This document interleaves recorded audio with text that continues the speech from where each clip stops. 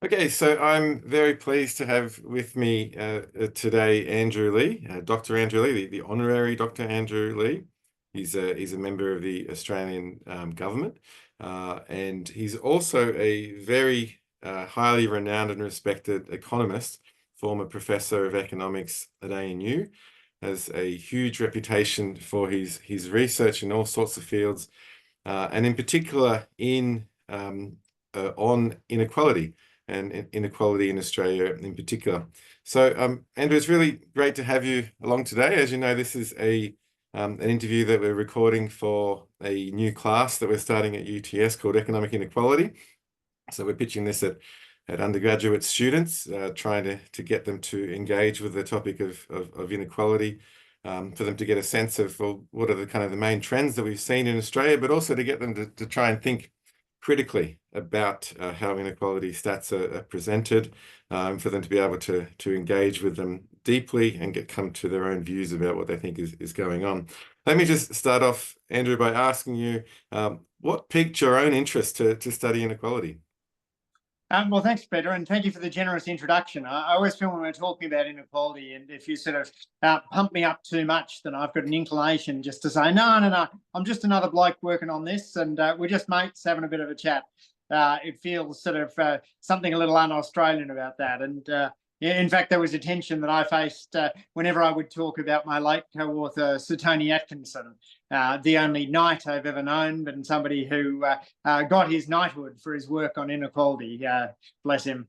I was always interested in poverty. I grew up in, my childhood was spent in part in Banda Aceh in the north of Indonesia in the late 1970s, a period where there was a lot of poverty in that part of the world, and attending a primary school with kids whose houses had dirt floors, who ate with their right hand off a banana leaf, and for whom diseases like diarrhea were frighteningly common.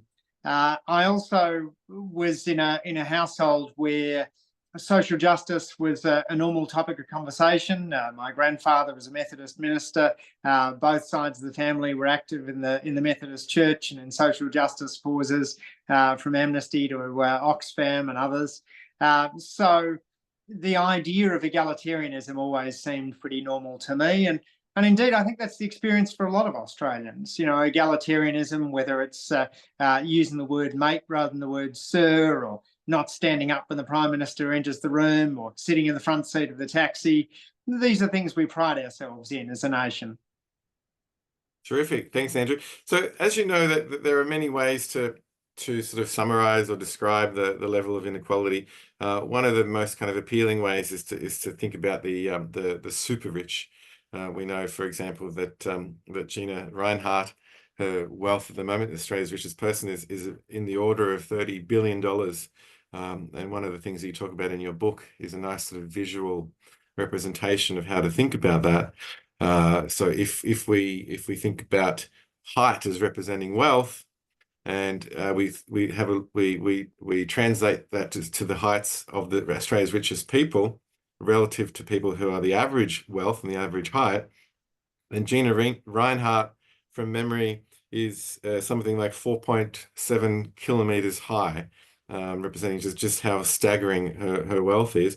I'm just going to put up a little graph here, from one of your papers. This is a paper, Kadich and Leigh from 2013, which shows, again, one of the kind of most intuitive ways to think about trends in inequality. This is the share of the total wealth that's owned by the super rich. The black line there being roughly the top 200 richest people in the country, and the dotted one being roughly the top 20. And clearly that there's an upward trend there. The font size is a bit too small on the x-axis, I think, but we're going from 1984 through to 2012, and over this period, this extreme top wealth share increased by roughly threefold. But this is now about 12 years ago where this series ends. I know that you've been working on updating this for the new edition of your book. Can you talk us through what has happened since 2012?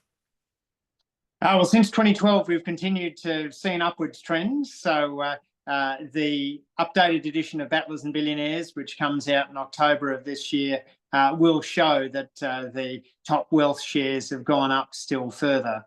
And I think you're very astute in talking about these top shares, Peter, because one of the reasons that inequality has become a hotter topic of conversation now than it was a generation ago is that researchers have gotten better in finding intuitive ways of discussing the gap. The Gini coefficient used to be the benchmark measure that people would use. There is, Gini coefficient runs from 0, perfect equality, to 1, perfect inequality, in which one person has all the money. And there is an intuitive explanation that you can draw out of the Gini, which has to do with the income gap between any two randomly selected people who might run into one another, represented as a share of average income. But people have mostly fallen asleep by the time you get to explain what the Gini means. And really the genius of Thomas Piketty and his collaborators was to see that looking at top shares would change the conversation. The top 1%, the top 10%, the top 0.1%, or even further up, as in the graph you've got on the screen. These are intuitive measures in which allow us to crystallise a conversation. No one in the Occupy movement would have talked about Ginis, but we are the 99% became a rallying cry. Yes, absolutely. So if we were to extend the share, it seems like the very top wealth share has roughly quadrupled from the early to mid 1980s up to the present time, which is really quite extraordinary. What do you think that says about our society and similar societies that people can get so unfathomably wealthy? Yes, certainly at the very top, there's been large returns to, in some cases, concentrated markets. So research that's been done, including some of my own, shows that concentrated markets are a disproportionate source of the wealth of people on those lists. We've also seen what's called superstar markets, in which the very best are rewarded more now relative to their peers than a generation ago. And peculiarly for Australia, the iron ore boom has increased top income inequality, top wealth inequality quite substantially because some of our magnates are making their money from iron ore. Yep. So Andrew, another question for you. Not everybody agrees that inequality is necessarily, or high levels of inequality are necessarily a bad thing, and some people will say that the inequality aversion, if you like, is a reflection of envy of the rich. So I just wanted to ask you, what do you think about that, and in particular, what do you think are the worst consequences of particularly high inequality? Yeah, I mean, one response as an economist, Peter, is just to say, well, if people care about envy, then it's in the utility function, and economists should be concerned about it. We shouldn't take a moral view about what people should be concerned about. We should simply look at overall well-being, and if the degree of inequality is having an adverse impact on well-being, we should be concerned about it. Another one, though, is to say that inequality does seem to be associated with lower levels of social mobility. So I meet a lot of people on the right who say we don't need to care about the gap between rich and poor. But I don't meet anyone, left or right, who says we don't need to care about the mobility of someone moving from the bottom to the top of the income distribution. Almost everybody I know is concerned about a mobile society in which your circumstances of birth don't predispose you towards being stuck there. And it turns out that societies with big gaps are societies with less mobility. maybe think of it like a ladder. If the rungs are further apart, it's harder to climb up or down over the course of a lifetime. There's also potentially impacts of inequality on our political system. Large levels of inequality do allow the most affluent to disproportionately affect campaigns through donations, and you see that particularly in the United States.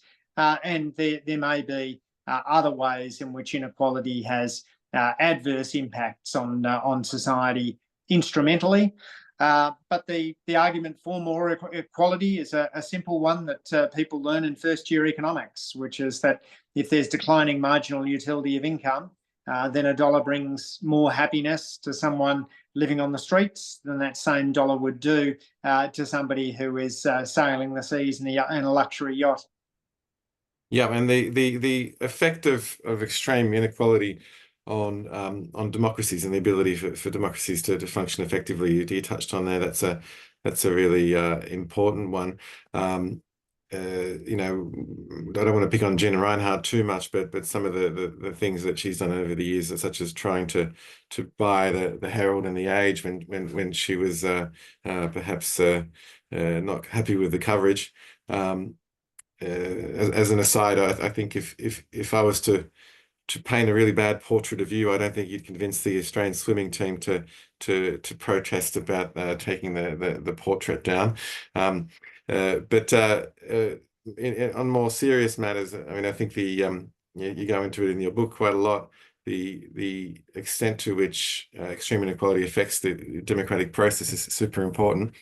I'll just maybe at this point touch on a sort of Andrew Leigh MP rather than Andrew Leigh PhD question, and that is, what are your thoughts on the current debates about political donations in the Australian political system? I know in particular in South Australia, the Premier has been moving towards banning donations from private organisations. What are your thoughts? Yeah, I mean, money in politics per se isn't the problem. It is the link between money and influence. If somebody makes an altruistic donation expecting nothing in return, then I think that helps us conduct a political conversation, can help somebody put on town hall meetings or get policy ideas out through advertising. But it's where donations are given in the expectation of a return that things do become problematic. So we need better disclosure, closer to real-time disclosure, and also lower donation disclosure thresholds. My party currently discloses voluntarily at a lower threshold than we're required to legally. Legally, you don't have to donate. You don't have to disclose until the donation is over, I think, about $12,000. But we voluntarily donate over about $1,000. And we do that because that's where we think the donation disclosure threshold should be. There's certainly a risk of influence peddling at a local government level. And that's where, for example, the ban on property developer donations in New South Wales, I think, has been a sensible reform because you can have relatively small sums of money buying significant political influence. Perfect. Thanks, Andrew. So moving on from that, we know that poverty has many instrumental negative consequences. It has effects on health. It has effects on crime. Some have claimed that independently of poverty, high levels of inequality also have those negative instrumental effects. They increase crime and then they make health worse. What's your view on that? Do you think that the evidence is conclusive on those questions? Look, my gut used to think that this was an effect, but my head has been persuaded that the evidence is not particularly strong.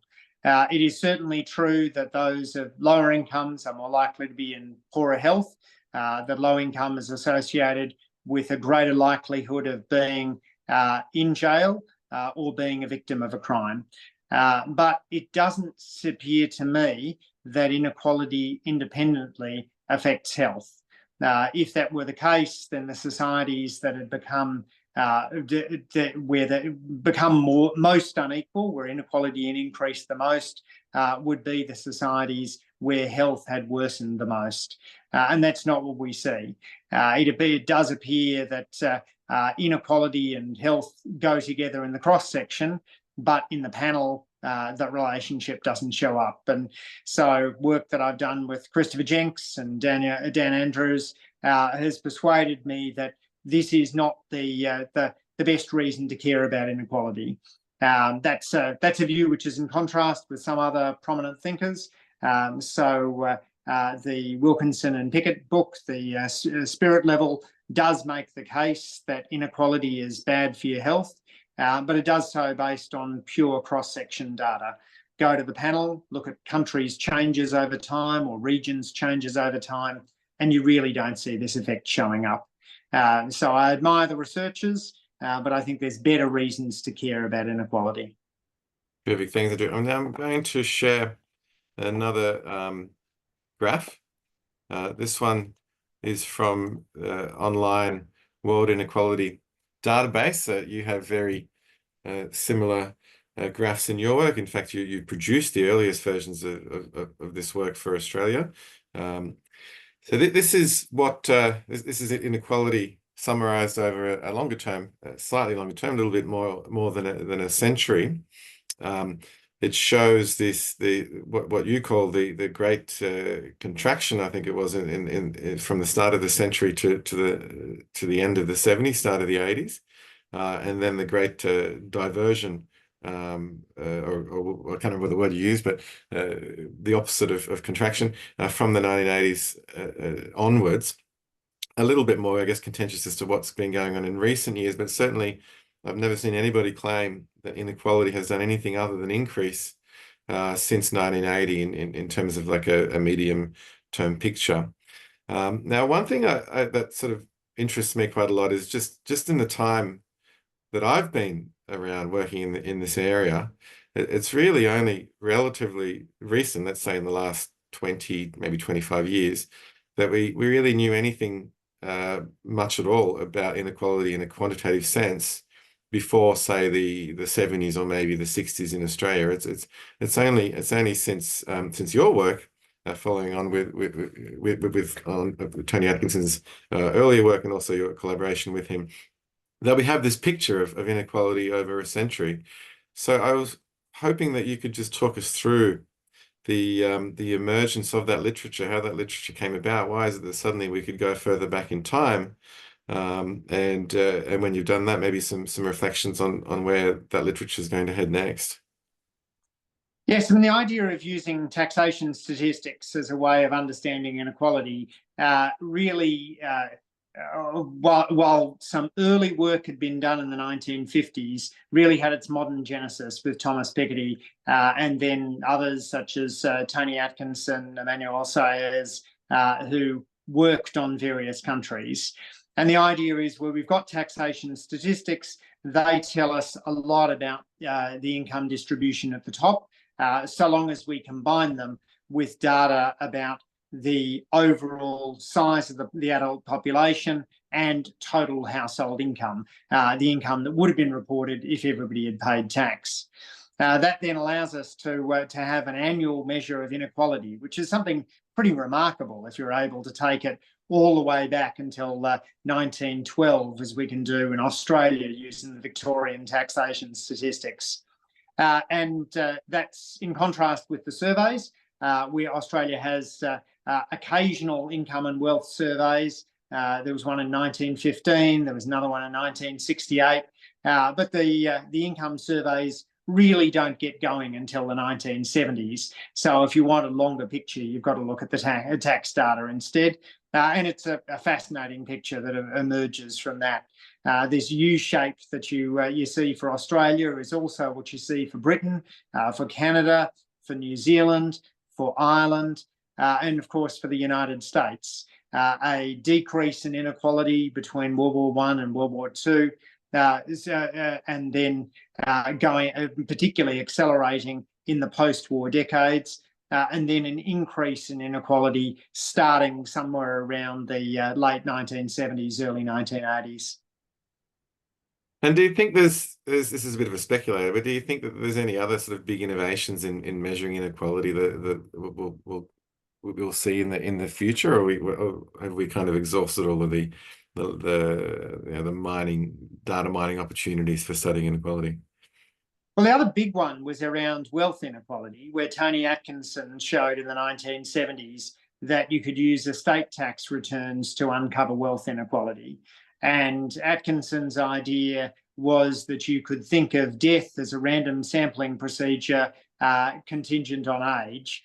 So if you thought of the wealth returns for people, the inheritance tax returns for people aged 20 to 30, they were giving you a small sample of the wealth of people aged 20 to 30.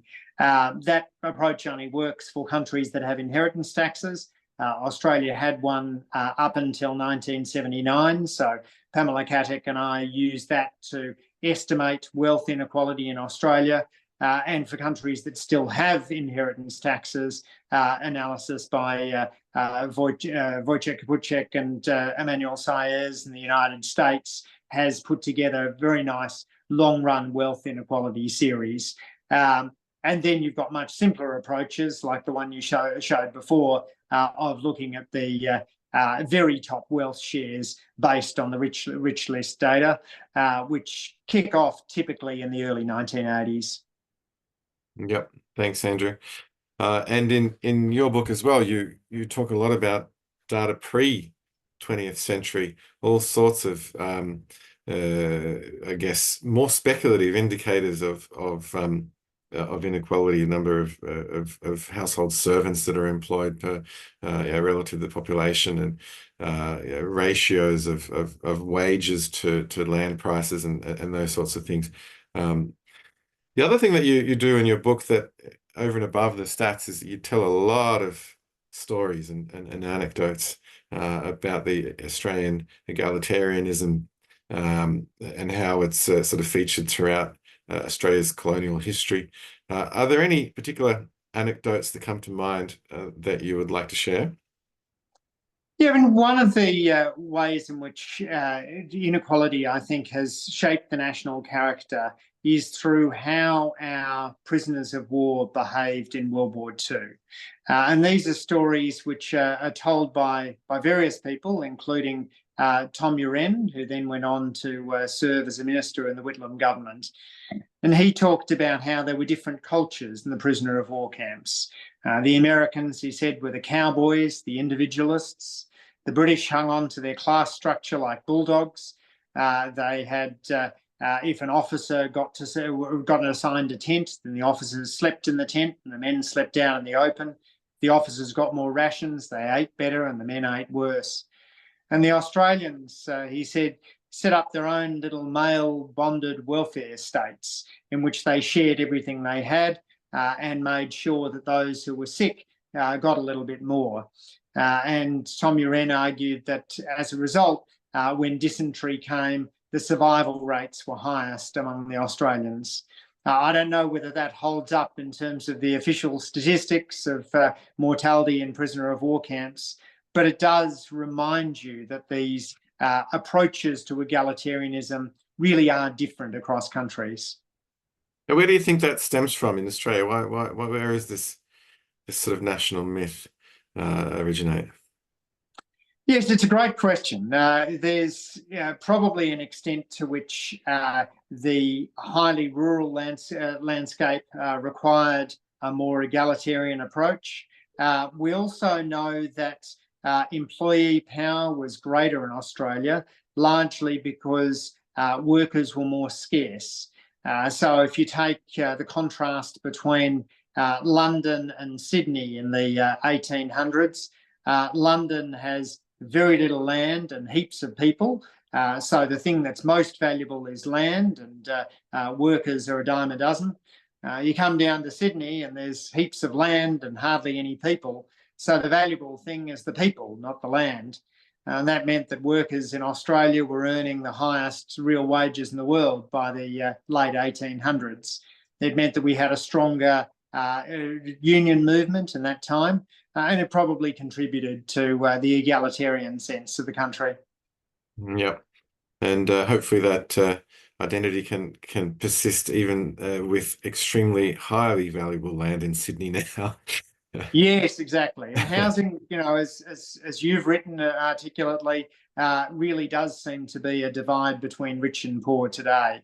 If you look at the amount of time that someone has to work to afford a typical house in Australia, that's never been longer. Yeah. So Andrew, a couple more questions. One of my favorite quotes in your book is when you wrote when you were at Harvard, I'll read it in the first person. At Harvard, I participated in a multidisciplinary seminar on inequality. The sociologists had the best questions, the economists the best answers, and the political scientists told us why it would never get through Congress. So I'm hoping that some of our students in this class will go on to study inequality further, and some may become economists. Do you have any advice that you would give them? I think be true to the data. One of the reasons that I got interested in inequality was working with Christopher Jenks, a remarkable sociologist who wrote a series of books, including Rethinking Social Policy and the Homeless, in which he was ruthlessly focused on the data. And he was never afraid to say, actually, empirically, my gut doesn't hold out. That strong focus on the facts and the data, to me, is what symbolises good social science. I see it so much in your work, Peter, which goes exactly where the data says, not where your gut thinks maybe it should have gone. And it's really important in politics. We serve in politics in order to make the world a better place. And if you don't care about whether a policy works, you're fundamentally underserving your constituents. So you need good policy evaluation, you need evidence, not ideology, if you're to do your job effectively. Yeah, and obviously that resonates through your work in other areas, and particularly your focus on randomized trials as a gold standard, if you like, for impact evaluation of government programs. Now, I've got one last question for you, and hopefully this one will encourage students to watch this video, perhaps more than any of the others. If you were to pretend for a moment that you were running this class, and that you were going to be constructing the assessments, what exam tip, or let's say, what exam tip would you be giving to the students? I think the best tip is to be curious about inequality, and to understand how it fits into economics more broadly. Economics isn't all about inequality. We're also thinking about the importance of raising overall living standards. Sometimes there's a tension between those two, trade-off between equity and efficiency, but sometimes there are sweet spot policies. There's things you can do in creating a more competitive economy, or in investing in low-skilled workers in order to get better education. So we should be considering where there are trade-offs and where there aren't. Trade-offs are one of the crucial concepts behind economics, but occasionally you can find that wonderful moment where you've got an idea that doesn't represent a trade-off. But you're lucky. You're being taught by Peter, who is one of the very best inequality thinkers that Australia has ever produced. Somebody from whom I've learned a huge amount. So I reckon if I was sitting the exam, I'd just be sitting back and feeling happy I'd learned all of Peter's insights. Wow, beautiful. Well, on that note, Dr. Andrew Leigh, thank you very much for joining me today. Real pleasure, mate. Okay, I'm going to